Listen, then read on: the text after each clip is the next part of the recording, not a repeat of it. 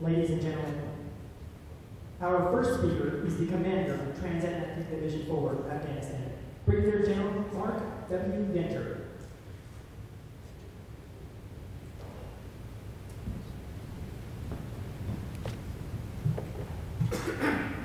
Well, first of all, I'd like to thank everybody for being here today with us. General Kendall, General Fisher, it's always an honor to be in your presence. And other distinguished guests who are with us, we have a number of colonels who are here, and flat out just got friends of the 579th and future friends of the 533rd. Before I go any farther, though, I got to recognize Sergeant Smith for that national anthem. That was pretty amazing.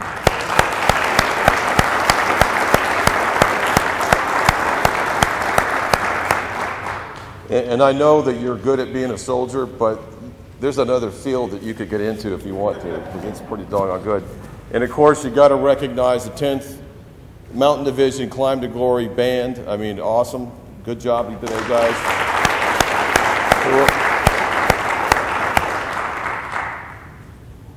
I just wanted to talk for a minute about how we got to where we are with what the Corps of Engineers is doing on the battlefield, because this unit represents that in a lot of different ways. There's a tremendous history behind the 579th in what they do and what the 533rd is going to do when they take that mission today.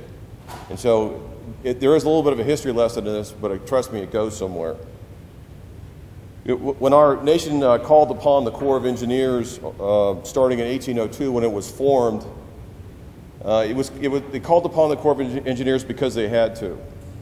You know, there were engineers who supported the revolutionary war effort in the Continental Army, and they were primarily sappers, and they were bridgers, and they were miners, and they did the trench works and the field fortifications and those kind of things, but they didn't really do a lot of permanent construction. In 1802, realizing we did not have a civil engineering school, they formed the civil engineering school, and they decided to teach field artillery there as well, and we call that West Point. That was in 1802. We also formed the Corps of Engineers in 1802, and what they did was they constructed field fortifications to protect our cities along the eastern seaboard.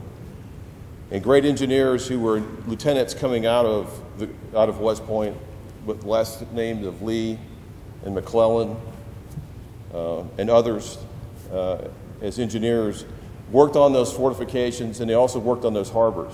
And so they did construction. And that was the Corps of Engineers' primary function, was construction. The Corps of Engineers was called upon during the Civil War to again build things, like finish the Washington Monument, because it was symbolic of a country divided. Put the dome on the Capitol building in 1865 to show that the Union was brought back together again. So they continued to build things. And meanwhile, we still had those sappers, those engineer regiments, those bridging companies out there supporting the Army in the field. The Corps of Engineers, with the Topographic Corps, through the 1800s, they mapped the western United States and did great things out there. World War I hits. It's a huge mobilization program. Corps of Engineers is involved in construction of those temporary facilities that were on all of our bases for so long. They were the precursors to the white wood that you see on the Army bases from World War II. Well, there's a white wood buildings, World War I bunch of those as well. So we continue with this on this path, and there are two engineer regiments. We've got the Corps of Engineers doing construction for the nation.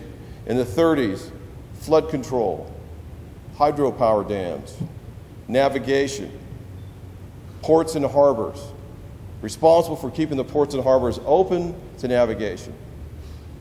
They become the constructors for the nation. They build all the facilities for NASA. During World War II, the Corps of Engineers built the Pentagon. So it's build, build, build, and it's permanent, permanent, permanent. And meanwhile, we've got the engineer forces in the field during World War I and World War II conducting their engineering missions, which are pretty well defined as being just enough to get the mission accomplished. Build the bridge that's good enough to get you across the gap to continue the attack. Build the field fortifications out of what materials are available. Build it as an expeditionary force. Build it temporarily. They built airfields across the Pacific as we moved towards Japan. Okay? But all those are temporary in nature. In the 1990s, the Corps of Engineers went through a change in the way that they do business. And he looked at themselves and he looked at their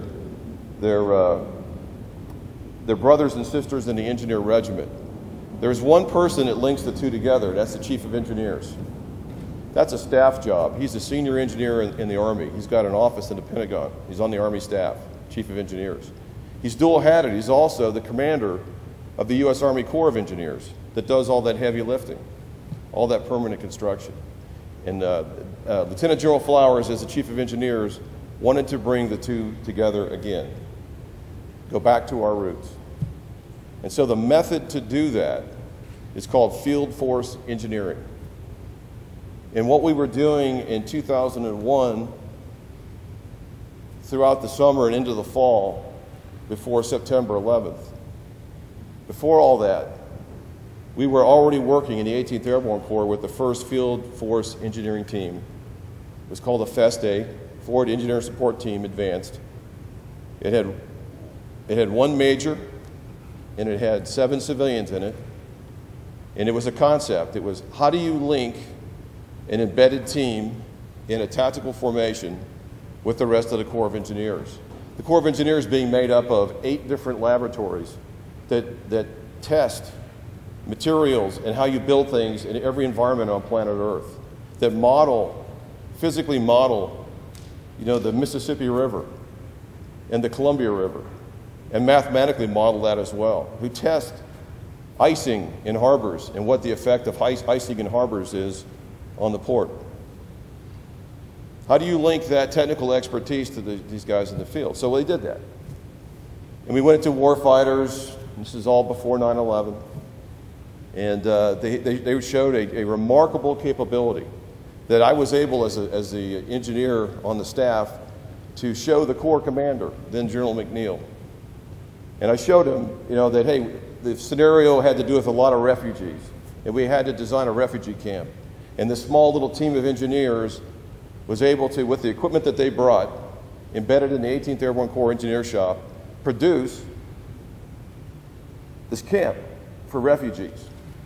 And they produced it, and it was chain link fences, wells that were drilled, cinder block, accommodations, parking lots. It was all the stuff the Corps of Engineers does. And I said, no, man, wait. This is the 18th Airborne Corps. There's no cinder block. There's no fences. You got to use what we have. It's water buffaloes. It's tentage. It's concertina. And so they changed it in about 10 minutes. They just swapped it all out and put it back together. So I took it over to the Corps commander and I said, hey, sir, this is what they came up with for the 9. He goes, well, that's not going to work. It cost $8.5 billion or something. I don't know. It costs a lot of money. He says, that's not going to work. I said, but sir, this is what they did in 10 minutes. And he says, hey, that's pretty neat. Let me see this. And so for the rest of the warfighter, when he had free time, he'd come over and hang out with the FESTA.